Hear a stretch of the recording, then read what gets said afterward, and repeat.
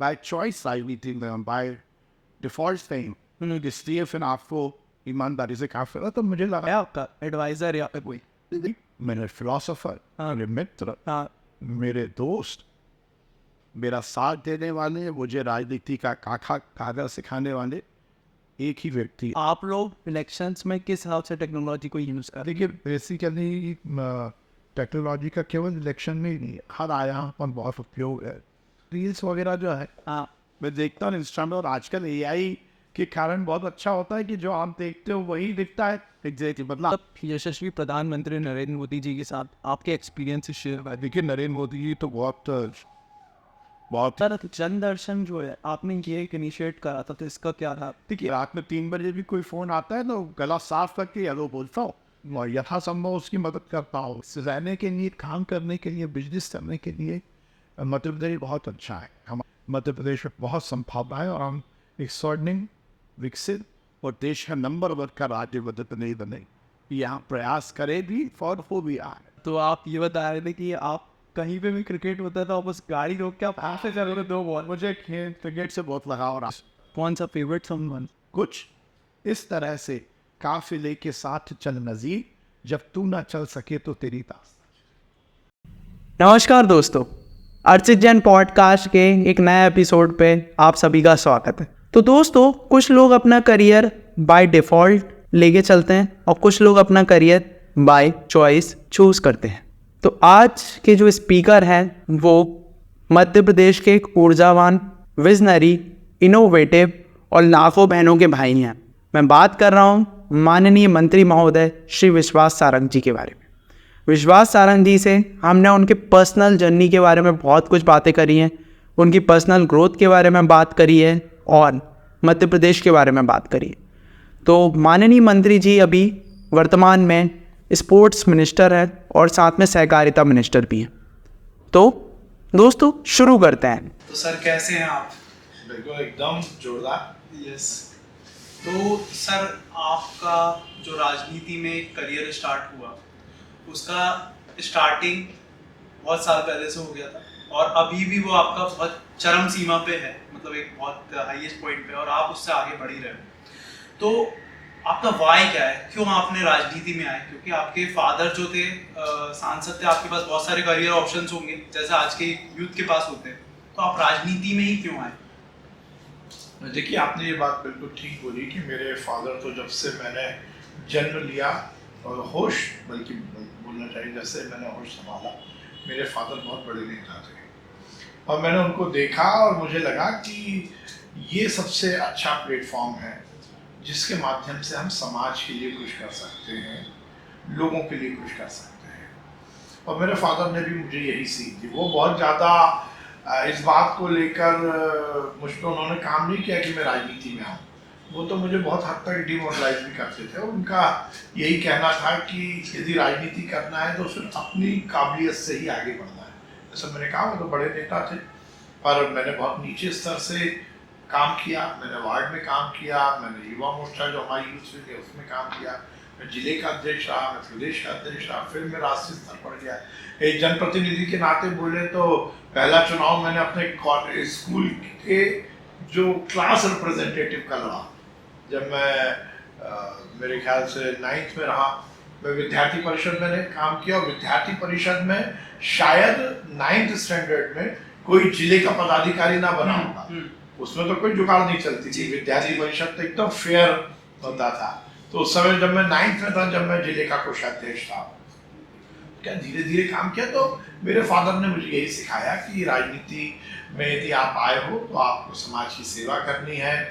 और उनका एक कहना था कि आप बाय चॉइस राजनीति में, बाय डिफॉल्ट नहीं हो, इसलिए फिर आपको ईमानदारी से काम करना। तो मुझे लगा कि एक अच्छा प्लेटफॉर्म है जिससे कुछ समाज के लिए, देश के लिए किया जा सकता है। तो आपका वाई ये था कि लोगों की लाइफ में आपको चेंज लाना है और पॉजिटिव चेंज लाना और समाज की सुधार के लिए काम करना है। हाँ, मुझे लगता है यही मोटो सबका होता है, सबका होना भी चाहिए। यस। इस पृथ्वी पर हम आए हैं, यदि भगवान ने हमें मानव जाति में जन्म दिया है तो हमारा ये उद्देश्य होना चाहिए कि हमारे माध्यम से हम देश को, समाज को जैसे, ये मैं दर्शन की बात नहीं कर रहा हूँ जी। ये रियलिटी है। और यदि आप कुछ देने की स्थिति में हो तो फिर आपको हाथ खोल के देना चाहिए, समाज की सेवा करना चाहिए। तो राजनीति आप करते हैं, तो राजनीति में इतना इजी ट्रैक नहीं होता है कि एक जॉब वाला है 9 to 5 जॉब करे और खत्म हो जाए। उसमें आपको सुनना भी पड़ता है, सुनाना भी पड़ता है, और बहुत कुछ चीजें ऐसी करनी पड़ती हैं कि जो आउट ऑफ द कोर्स रहता है, आउट ऑफ द माइंड रहता है। तो सर ये सब के लिए एनर्जी कैसे मिलती है आपको? देखिए एनर्जी तो यदि आप काम करते हो और मुझे लगता है जब जॉब सेटिस्फेक्शन होता है तो फिर एनर्जी की कमी नहीं होती। और देखिए सब कुछ दिमाग है, हमारी हर इंद्री को दिमाग ही कंट्रोल करता है। और यदि दिमाग में ये बात है कि मुझे कुछ अच्छा करना है तो फिर थकावट नहीं होती। और जैसा मैंने कहा ना, यदि आपको काम में मजा आता है, सुबह आप उठते हो और यदि दिन भर में 10 गरीबों की मदद कर दो तो सोते हुए बड़ा सेटिस्फेक्शन मिलता है, फिर थकावट नहीं होती। तो ये सब कुछ डिपेंड करता है आपकी अप्रोच से, आपकी सोच से, और आपको क्या कुछ संस्कार मिले हैं। तो मेरे पिताजी ने तो ये कहा था कि जिंदगी आग पे चलने की कहानी है, जिंदगी मौत की भूली हुई निशानी है। अपने मतलब को तो सब जीते हैं, सब मरते हैं, खुद को औरों पे मिटा दे वो जिंदगानी है। तो केवल अपने लिए नहीं, इस समाज के लिए, इस राष्ट्र के लिए यदि जीने के संकल्प के साथ आप काम करते हो तो फिर 24/7 एनर्जी मिलती है। ये प्रकृति जो है ना वो आपका साथ देती है, भगवान जो है ना आपको शक्ति देता है। पर मैं यही प्रार्थना करता हूँ कि भगवान शक्ति के साथ साथ सद्बुद्धि भी दे कि हम अच्छे रास्ते पर चल सकें। अब आप इतने बिजी रहते होगे, पॉलिटिशियन हो आप, 3 बार से विधायक, ठीक है? 4 बार, सॉरी मेरे स्टैटिस्टिक्स गलत हो गए, 4 बार के विधायक, और मिनिस्टर्स भी आप अभी भी हो, पिछले टेन्योर 3 बार से 3 बार से मिनिस्टर। अब इस इतने सब में आपको घर वालों के लिए टाइम मिलता है, आपकी फैमिली के लिए? आपकी फैमिली में पहले कौन कौन है ये बताएं। देखिए मेरी तो बड़ी फैमिली है। अभी मेरे माताजी पिताजी नहीं है, पर वो भौतिक रूप से नहीं है, बाकी तो मेरे साथ हैं।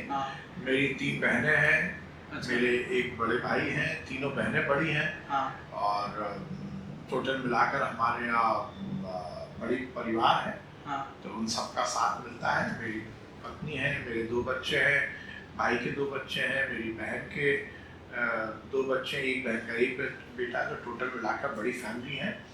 पर देखिए फिर मैंने कहा कि ये कोई कॉन्फ्लिक्ट नहीं है।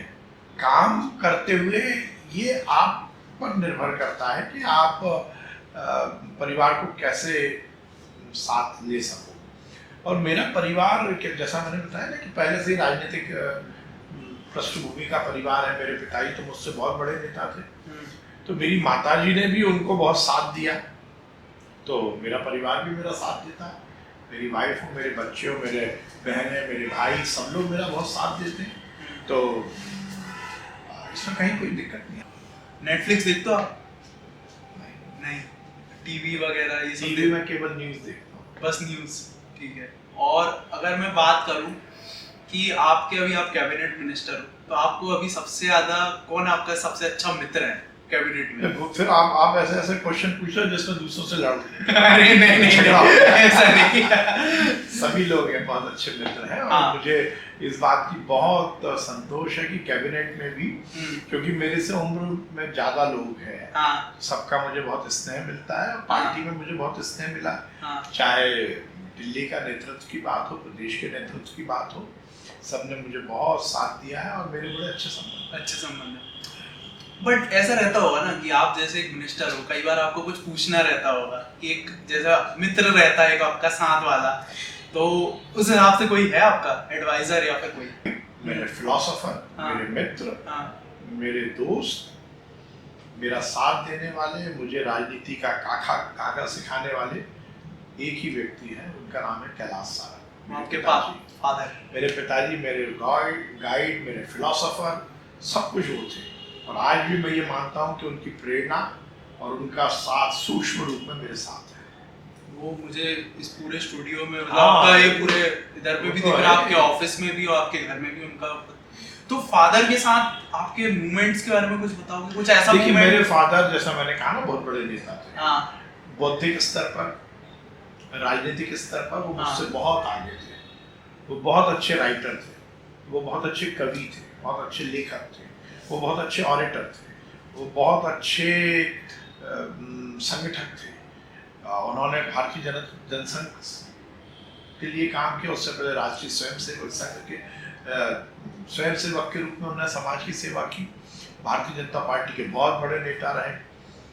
वो बहुत अच्छे पति थे, वो बहुत अच्छे पिताजी थे, वो बहुत अच्छे दोस्त थे, वो बहुत अच्छे इंसान थे। तो उनसे तो मुझे जितना समय मिला ये मेरा सौभाग्य था। और आखिरी के जब मेरी माताजी गई 2000 में, उसके बाद से मैंने ऐसा विचार किया था कि मैं अपने पिताजी के साथ रोज चाय पीऊंगा सुबह। वो मेरी माताजी के जाने के बाद और आखिरी दिन तक मैंने कोई दिन ऐसा नहीं छोड़ा जिस दिन वो बाहर है या मैं बाहर हुआ था, मैं रोज उनके साथ घंटे 2 घंटे सुबह बिताता था। और वो जो सीख थी वो मेरे को जिंदगी के आखिर तक चलेगी। और वही संस्कार हमारे पूरे परिवार में है। हमारे सभी बच्चे, मेरा बेटा, मेरी बेटी, मेरा पूरा परिवार, वो सब हमारे पिताजी, हमारी माताजी के संस्कार। मेरी माताजी भी बहुत संस्कारी महिला थी और परिवार को साथ लेकर चलना और संस्कार और खासकर धर्म और भगवान के प्रति हम लोगों की जो लगाव है उसका कारण मेरी माताजी पिताजी के संस्कार है।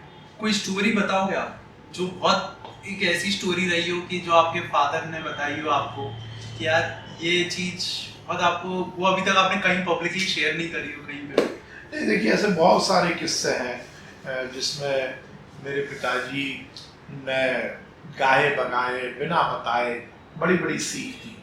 समाज में कैसे चलना है, लोगों से कैसे व्यवहार करना है, परिवार को साथ लेकर कैसे चलना है, जॉइंट फैमिली को कैसे लेकर चलना है, किस तरह से सबको स्पेस देना है और लोगों की कैसी सेवा करनी है, लोगों को कैसे अपने साथ रखकर अपनी सब बातों को तो रखना ही है पर उनके हिसाब से भी अपने आप को ढालना है।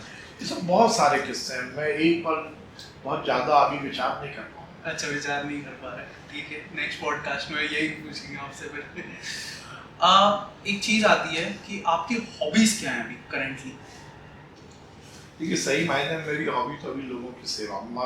लगेगा कि मैं दर्शन की बात कर रहा हूँ। सही मायने में मुझे अच्छा ही लगता है कि मैं लोगों से मिलूं, लोगों की समस्या का हल करूं, लोगों को यदि कोई परेशानी है तो उसको अपने स्तर पर उसके निदान का प्रयास करूं। मेरे सबसे बड़ा मुझे मज़ा तो लोगों से मिलने में आता है।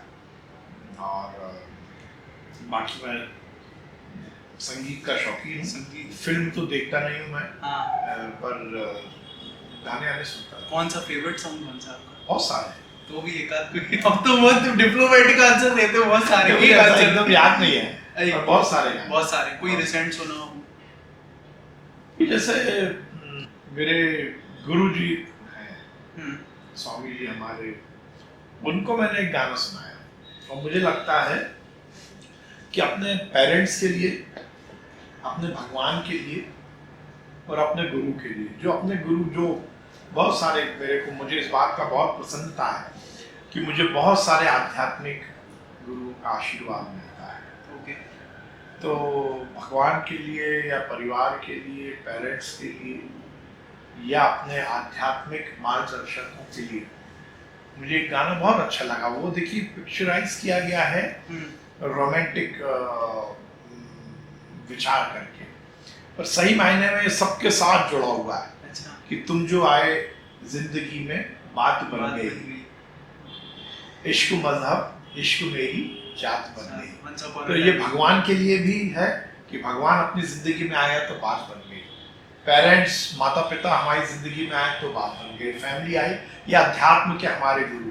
ये गाना मुझे बहुत मौजूद है। देखिए फिक्शनाइज किया गया है कि वो रोमांटिक उसमें, और सही मायने में हर व्यक्ति के लिए जो उसको एसेट मिला है, खासकर अपने पेरेंट्स, भगवान, उसके लिए बहुत मौजूद है ये गाना। जी, ये तो सब जगह फिट होता है, एक गाना बट सब सिचुएशन में फिट होता है। मुझे भजन बहुत अच्छा लगता है और वो मुझे लगता है इंसाइक्लोपीडिया ऑफ लाइफ है। अच्छा। मेरे ऑफिस में और हर जगह वो लाइन में जरूर लिखता हूँ कि प्रभु आपकी कृपा से सब काम हो रहा है, करते हो तुम कन्हैया मेरा नाम हो रहा है। मैं भगवान को मानने वाला व्यक्ति हूँ, भगवान को अटूट विश्वास के साथ आत्मसात करने वाला व्यक्ति हूँ। तो मुझे लगता है कि ये बहुत सुंदर भजन है, और ये भजन नहीं है बल्कि हमारी जिंदगी का फलसफा है, साइकोलॉजी ऑफ लाइफ है कि हम यहाँ जैसे भी हैं, जिस स्थान पर भी हैं, it is all due to God, केवल भगवान के आदेश से है। और इसलिए मैं ये मानता हूँ, जैसे आपने कुछ पहले पूछा कि राजनीति में क्यों, तो मैं तो बहुत भाग्यवादी आदमी हूँ। मुझे लगता है भगवान का ये आदेश था कि मुझे राजनीतिक क्षेत्र में काम करना है और जनता की सेवा करना है। इसलिए मैं इस आपके पॉडकास्ट के माध्यम से खासकर युवाओं को ये संदेश भी देना चाहता हूँ कि आप जिस स्थान पर आपको जो भी काम मिला है वो ये मानिए कि भगवान का आदेश है, वो बाय डिफॉल्ट नहीं है, वो भगवान के आदेश से है। इसलिए उसको पूरी ईमानदारी के साथ करिए, चाहे आप राजनीतिक क्षेत्र में हो, चाहे आप पॉडकास्ट करने वाले हो, चाहे आप अधिकारी हो, कर्मचारी हो, पत्रकार हो, जहाँ भी हो। और आपका एक सबसे बड़ा जो उद्देश्य होना चाहिए कि उस काम को हम ईमानदारी से करें। सर मैं एक क्वेश्चन ये पूछूंगा कि आपने मेडिकल एजुकेशन को हिंदी में कन्वर्ट करा। हाँ जी, देखिए मेरी जिंदगी का एक बहुत बड़ा काम भगवान द्वारा मुझसे हो गया। मैं जब मेडिकल एजुकेशन मिनिस्टर था तो हमारे देश के यशस्वी प्रधानमंत्री नरेंद्र मोदी जी का ये आह्वान था कि मेडिकल की पढ़ाई हिंदी में होनी चाहिए, और हमने उसको चुनौती के रूप में लिया और हमने मध्य प्रदेश में मेडिकल की पढ़ाई, MBBS की पढ़ाई हिंदी में शुरू की। हमने किताबों को ट्रांसलेट किया और उसके माध्यम से मध्य प्रदेश देश की आज़ादी के बाद पहला राज्य बना जिसने हिंदी में MBBS की पढ़ाई शुरू कर दी है, और बहुत सक्सेसफुल तरीके से चल रही है। मुझे बहुत प्रसन्नता है कि मध्य प्रदेश पहले नंबर का राज्य बना है, और उसमें हमने बहुत साइंटिफिक उसको पूरा डिज़ाइन किया है। उसमें हमने मेडिकल टर्मिनोलॉजी को बदला नहीं है, हमने उसको देवनागरी में लिखा है। तो हमने किताबों को ट्रांसलिटरेट किया है जो पॉपुलर ऑथर की किताब है, और वो बहुत सक्सेसफुल चल रहा है। मुझे बहुत प्रसन्नता है कि मध्य प्रदेश में हिंदी में MBBS की पढ़ाई बहुत ही सफलतापूर्वक चल रही है। सर टेक्नोलॉजी जो आज के टाइम पे यूज़ हो रही है, आज टेक्नोलॉजी का युग आ गया, तो आप लोग इलेक्शंस में किस हिसाब से टेक्नोलॉजी को यूज़ कर रहे हैं? देखिए बेसिकली टेक्नोलॉजी का केवल इलेक्शन में ही नहीं, हर आयाम पर बहुत उपयोग है, सदुपयोग भी है और कहीं ना कहीं थोड़ा दुरुपयोग भी हो जाता है। पर लोगों से जुड़ना, लोगों के बीच जाना, कम समय में अपनी बात को पहुंचाना, बहुत ही अच्छे तरीके से इंफॉर्मेशन को प्राप्त करना, इन सब के लिए टेक्नोलॉजी का हम बहुत सदुपयोग कर सकते हैं। और इसको लेकर मैं बहुत काम करता हूँ। मेरा ऑफिस बहुत वेल इक्विप्ड है, हम बहुत टेक्नोलॉजी से भी हम नया जो भी हो सकता है वो करते हैं। और जैसा मैंने कहा कि लोगों तक पहुँचना और लोगों को अपने पास तक आने की इंफॉर्मेशन लेना, इन सब में टेक्नोलॉजी का हम बहुत सदुपयोग करते हैं। अपार्ट फ्रॉम दिस सर, जो आपका स्क्रीन टाइम कितना है फोन का? बहुत ज़्यादा है, बहुत ज़्यादा है। मतलब आप उसको आजकल मैं थोड़ा इंफॉर्मेशन भी मिलती है। देखिए रील्स वगैरह जो है मैं देखता हूँ इंस्टा में, और आजकल AI के कारण बहुत अच्छा होता है कि जो आप देखते हो वही दिखता है। Exactly. मतलब आपका जो इंटरेस्ट है या टेस्ट है वो आपको दिख जाता है। मैं बहुत बार कुछ अच्छे कोटेशंस, कुछ अच्छे लोगों की स्पीच, या मेरे को शेर व शायरी का शौक है तो वो कविताएं ये मिलती है तो मैं उसको देखता हूँ, वही स्क्रॉल करते वही आता है। पर मुझे लगता है थोड़ा ज़्यादा उसको कम करूँगा। तो सर मतलब यशस्वी प्रधानमंत्री नरेंद्र मोदी जी के साथ आपके एक्सपीरियंस शेयर करें। देखिए नरेंद्र मोदी जी तो बहुत ही हमारे, मैं बोलता हूँ केवल नेता नहीं है, वो इस देश को भगवान द्वारा एक ऐसा वरदान मिला है जिसने इस देश की आबो हवा को बदला है। नरेंद्र मोदी जी ने राजनीति की राहों को तो सकारात्मक रूप से आगे बढ़ाया ही है, और उसके साथ साथ हम जैसे छोटे कार्यकर्ताओं को बहुत बार प्रेरणा देने का काम किया है। अभी 2024 का यदि आप लोकसभा का चुनाव देखें जिसमें लगातार तीसरी बार मोदी जी इस देश के प्रधानमंत्री बने हैं, ये लोकतंत्र में काम करने वाले कार्यकर्ता के लिए एक बड़ा पार्ट है। यदि आप जनता के बीच रहते हो और बहुत ईमानदारी के साथ जनता की सेवा करते हो तो जनता आपको केवल प्रधानमंत्री की कुर्सी पर राज नहीं कराती, अपने दिलों पर भी राज कराती है। तो इसलिए मोदी जी तो बहुत सकारात्मक है, उनके जीवन के जिस पहलू को देखो वो प्रेरणा देता है। ऐसा तो बहुत सारी चीजें जो प्रेरणा देता है, उनकी ईमानदारी, उनकी पारदर्शिता, उनकी कर्तव्य निष्ठा, उनकी मेहनत, उनकी देश के प्रति समर्पण की भावना, उनकी जनप्रतिनिधि होने के नाते, सरकार के प्रमुख होने के नाते जनता के और देश के लिए काम करने का जो लगन है, वो सब हम सब प्रेरणा देता है। जनदर्शन जो है आपने ये इनिशिएट करा था, तो इसका क्या था? देखिए, मैं रोज जो भी मेरे घर पर लोग आते हैं उनसे मिलता हूँ, उसको हमने जनदर्शन नाम दिया है। उसको हम बहुत ही व्यवस्थित रूप से करते हैं। जो लोग आते हैं उनका हम प्रॉपर रजिस्ट्रेशन करते हैं, उनको बार कोडेड एक कार्ड देते हैं, उनके सभी अकाउंट्स को हम देखते हैं, मतलब उसका रिकॉर्ड रखते हैं, और जिसको जो भी ज़रूरत पड़ती है उसका काम मैं देन एंड देयर करता हूँ। अलग अलग मेरे ऑफिस के जो स्टाफ है उसके पास जिम्मेदारी है, हेल्थ की, जैसा आपने बोला, एजुकेशन की, रेवेन्यू से जुड़ा हुआ विषय हो, किसी को आर्थिक सहयोग की ज़रूरत हो, डेवलपमेंट से जुड़ा हो, मेरी कॉन्स्टिट्यूंसी, मेरे विभाग से जुड़ा हुआ, तो अलग अलग लोगों को हम अलग अलग स्थान पर बिठा के उनका रजिस्ट्रेशन करते हैं, और हर तीसरे चौथे दिन उनको फिर फ़ोन करके पूछते भी हैं कि उनका काम हुआ है नहीं हुआ। फिर मैं ये कहूँगा, ये सब प्रेरणा मुझे अपने पिताजी के माध्यम से मिली है, और मैं कोशिश करता हूँ कि रोज़ जो मेरे घर पर आए उसका काम मैं जरूर करूँ। सर, भोपाल में 4 विधानसभा है, 4 से ज़्यादा हूँ, मेरा शायद अनुमान गलत 7 है, ठीक है, मैं खो गया टाइम भोपाल छोड़े। उसमें सबसे ज़्यादा ज़मीनी स्तर पे आप लोगों से कनेक्टेड हो, ये मैं नहीं कह रहा हूँ, सर्वे कहता है, ठीक है। तो सर ऐसा क्या है कि आप उनसे बहुत कनेक्टेड? मुझे लगता है सभी लोग हैं, मतलब नहीं, बट आपकी जो एक वर्थ है, बच्चे से पूछो, वो विश्वास स्थान पे जानता है, तो ऐसा क्या? ये भगवान की कृपा है, मेरे खेड़ापति हनुमान जी महाराज की कृपा है, जो मेरे नरेगा विधानसभा में विराजमान मेरे आराध्य हैं, ये सब उनकी कृपा है। ठीक है सर। सभी कहते हैं रात के 2 बजे भी आप जनता के लिए अवेलेबल रहते हैं, तो आप हर समय इतने एक्टिव कैसे? देखिए, जैसा मैंने आपको बताया ना, मेरे पिताजी ने कहा कि राजनीति में आप बाय चॉइस आए हो, बाय डिफॉल्ट नहीं आए। अब रात में 2 बजे 3 बजे किसी को परेशानी है और वो आपको फोन कर रहा है, तो ये भगवान की बड़ी कृपा है कि उसने ये माना कि आप कुछ मदद कर सकते हो। तो मैं रात में 3 बजे भी कोई फोन आता है तो गला साफ करके हेलो बोलता हूँ और यथासंभव उसकी मदद करता हूँ। कहीं भी हो, कुछ भी हो, कितने बजे तक भी मुझे जगना पड़े, मैं उसकी मदद करता हूँ, और ये भगवान इतनी कृपा बना के रखे कि मैं मदद कर सकूँ लोगों की। एक चीज और इसमें एक आती है कि आपने वर्ल्ड रिकॉर्ड बनाया है कि राखियों का, मतलब आपकी जो बहनें हैं, आपने अभी स्टार्टिंग में जो मेंशन करा था कि आपका पूरा नरेला परिवार है और आपकी बहुत सारी बहनें हैं, तो सर वो 1,41,000 और 392 करेक्ट है ना? हाँ जी, मेरा ये बहुत सौभाग्य है कि नरेला विधानसभा और भोपाल के बाकी क्षेत्रों की भी लाखों की संख्या में बहनें मुझे राखी बांधती हैं, और मुझे इस बात की बहुत प्रसन्नता है। देखिए, राजनीतिक में क्षेत्र में काम करने वाले व्यक्ति आते हैं, जाते हैं, चुनाव होते हैं, चले जाते हैं, पर मुख्य मुद्दा ये है कि हमने जनता के साथ संबंध क्या बनाए।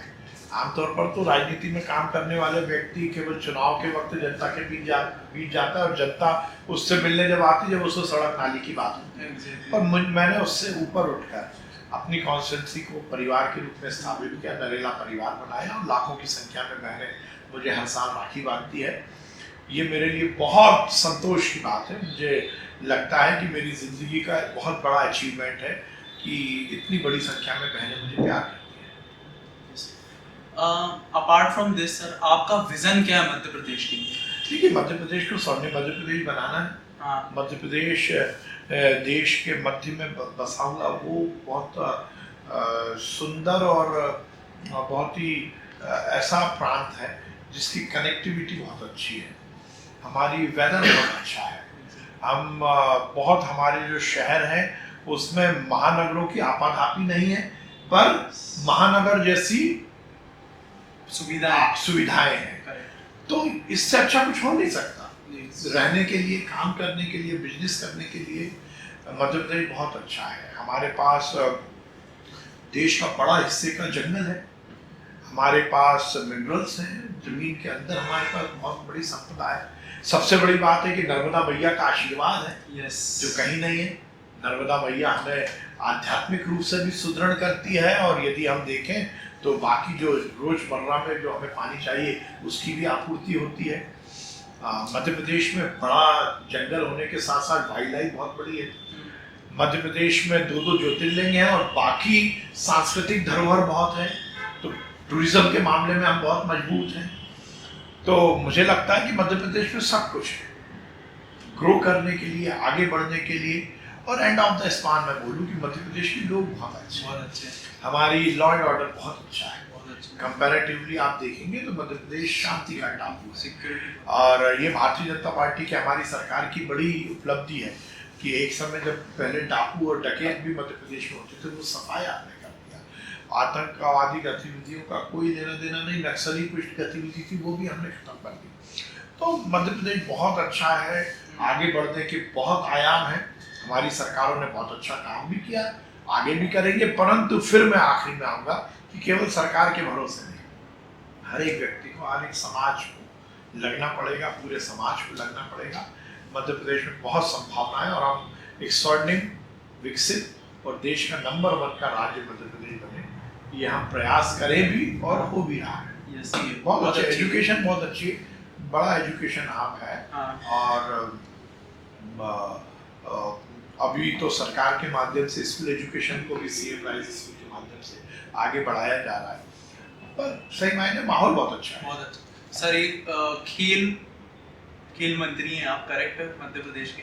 आपको कौन सा खेल सबसे ज्यादा पसंद है? मेरे को क्रिकेट बहुत पसंद है। अच्छा। मैं क्रिकेट खेला भी हूँ, वैसे तो सभी गेम बहुत अच्छे हैं। हाँ। और सब गेम में देखिए, खेल जो है ना, हाँ। खेल का जो सबसे महत्वपूर्ण पहलू है वो है खेल भावना। और खेल भावना केवल खेल के मैदान में उपयोगी नहीं होती, जिंदगी के मैदान में भी बहुत उपयोग होती है। इसलिए हर व्यक्ति को खेलना चाहिए। खेल के मैदान में जो व्यक्ति जाएगा वो कितना बड़ा खिलाड़ी बनेगा ये दावा नहीं किया जा सकता, पर वो इस देश का अच्छा और सच्चा नागरिक जरूर बनेगा, क्योंकि उसमें संयम भी आता है, अनुशासन भी आता है और खेल भावना भी आती है। इसलिए हर व्यक्ति को खेलना चाहिए। मुझे क्रिकेट अच्छा लगता है, बाकी सब गेम थोड़ा थोड़ा खेल लेता हूँ, क्रिकेट में ज़्यादा खेलता हूँ। सर, तो आप ये बता रहे थे कि आप कहीं पे भी क्रिकेट होता है तो आप बस गाड़ी रोक के आप खेलते जाओगे 2 बॉल। मुझे क्रिकेट से बहुत लगाव रहा है, और मैंने कॉलेज तक ठीक ठाक क्रिकेट खेला, बहुत अच्छा तो नहीं बोलना चाहिए। हाँ। मैं लेग स्पिन करता था, थोड़ी बहुत बैटिंग भी कर लेता था, तो मुझे बड़ा लगाव है, अच्छा लगता है। और ट्रॉफीज भी तो करवाते हैं हम शायद, करेक्ट? हाँ जी, वो तो टूर्नामेंट होते हैं। टूर्नामेंट हर मतलब होते हैं, एक क्वार्टर में हो ही जाते हैं। हाँ जी। सर, यूथ के लिए आपका क्या संदेश है? देखिए, मेरा हर समय ये मानना है, हाँ। जैसा मैंने कहा ना कि प्रभु आपकी कृपा से सब काम हो रहा है, करते हो तुम कन्हैया, मेरा नाम हो रहा है। हर व्यक्ति को ये समझना चाहिए कि वो नियत काम से इस पृथ्वी पर आया है, और ये हमारा सौभाग्य है कि हमें भगवान ने मनुष्य बनाया। अब हम इसका सदुपयोग करें, चाहे वो समय हो, चाहे हमारा दायित्व हो। इस लोकतांत्रिक व्यवस्था में मैं हूँ, आप हो, देश का कोई भी व्यक्ति केवल और केवल अधिकार की बात करता है। अधिकार को प्राप्त करना ये हमारा अधिकार है, पर उसके साथ साथ कर्तव्य का बोध होना ये हमारा धर्म है। इसलिए मैं हर युवा को यही कहना चाहूँगा कि अपने अधिकार के लिए लड़िए, ताकत के साथ लड़िए, परंतु अपने कर्तव्य का भी बोध करिए, क्योंकि अधिकार और कर्तव्य एक ही सिक्के के 2 पहलू हैं।